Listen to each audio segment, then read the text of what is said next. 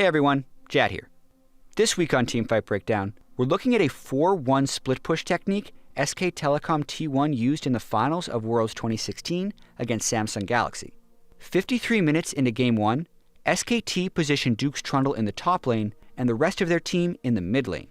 This puts Samsung in a constant bind. In a straight-up 1v1, Cuvé's Poppy can't deal enough damage to Trundle to prevent an inhibitor death. So Samsung need to always threaten Duke with more than one person. This gives SKT's 4-man squad ample opportunity to try and start fights, while Samsung's fight lines are in shambles. Let's get into it. As Ambition and Crown are returning to their base from pushing Duke back in the top lane, SKT managed to catch Ruler with an undertow from Bengi's Olaf and a deadly flourish from Bang's Jhin. Since Ruler is one of the highest threats on Samsung, SKT see this as an opportunity to start a full-on fight. Bang's Jhin opens up with Curtain Call, and Bengi Ragnarok's in for Ruler. This is where we see Samsung's item choices come into play. This late in the game, every carry is at max items. The difference is that Crown and Ruler actually chose to sell their boots for more damage, whereas SKT decided to favor mobility for their carries. This actually helps Samsung here, as the only way to stop a Ragnarok Olaf with Ghost is by killing him.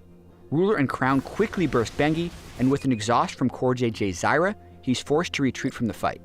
Since Cuvé's Poppy isn't there to help tank yet, thanks to SKT's split push, and since Samsung just used a lot of their damage bursting Bengi, Faker's Orianna looks to make a play. He finds access to the 3 highest threat targets on Samsung, Crown's Victor, Ruler's Caitlyn, and CoreJJ Zyra. Faker ghosts in and casts Command, Attack, and Dissonance onto Crown and CoreJJ.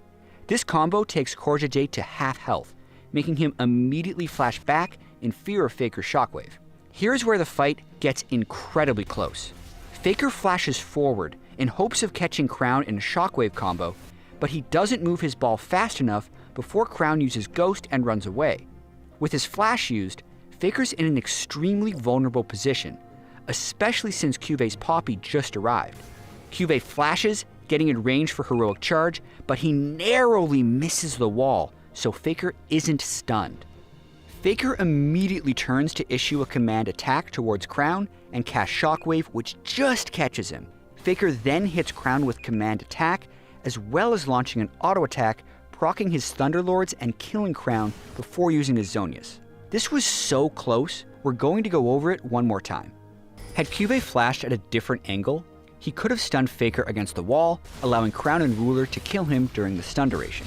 Also, had Crown kept his boots in his item build, instead of Luden's Echo, he may have had enough move speed not only to escape Faker's Shockwave, but also to live and return fire on Faker. Finally, Crown had 1 second left on his cooldown of Flash when hit by the Shockwave.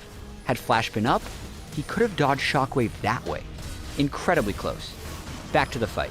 As Faker's in Zhonya's stasis, SKT recalibrate and look for the highest threat target, Ruler's Caitlyn. Ruler's prepping to burst Faker as he exits stasis, but doesn't realize how close he's sitting to Faker's Orianna ball. With one last attack and dissonance combo, Faker manages to chunk Ruler for 65% of his health, then dies. This puts Ruler in kill range, and SKT completely sell out to go for it. Duke casts Subjugate to lower Ruler's resistances, and Bang flashes in with his 4th bullet in the chamber, landing a 1410 damage crit to secure the kill. But even though Bang killed Ruler, he flashed into a terrible position. Cuvé turns and Heroic Charges Bang against Duke's Trundle Pillar, and CoreJJ casts Stranglethorns under him. Once freed from the crowd control, Bang quickly snipes Ambition, popping his GA before falling to Cuvé. For SKT, it's okay if Bang dies, as long as they eliminate the biggest threats on Samsung. Duke turns to CoreJJ and throws a pillar down to block his retreat. He then chomps him down, killing CoreJJ to remove the last of Samsung's 3 highest threats. Since SKT had previously killed all of Samsung's Nexus turrets, they know that all they have to do is walk up to the Nexus and kill it. And they also realize that Samsung now lacks the damage to kill Duke or Bengi. So they focus solely on killing the inhibitor, then turn straight for Samsung's Nexus, which Samsung have no hope of defending. Looking back, SKT's 4-1 split push removed Samsung's tanks from the front line of the fight and left the path open for the damage dealers to go head to head. SKT, and Faker in particular, took a huge risk when going for the assassination of Samsung's backline. Had Faker missed his shockwave, or had Cuvée managed to stun Faker, Samsung could have won the fight. Once SKT managed to kill Samsung's damage dealers, however, it was an easy push onwards to the Nexus. With the teamfight win, SK Telecom T1 took a 1-0 lead in the series. They went on to play 5 thrilling games against Samsung, eventually defeating them 3-2 to claim their 3rd League of Legends World Championship.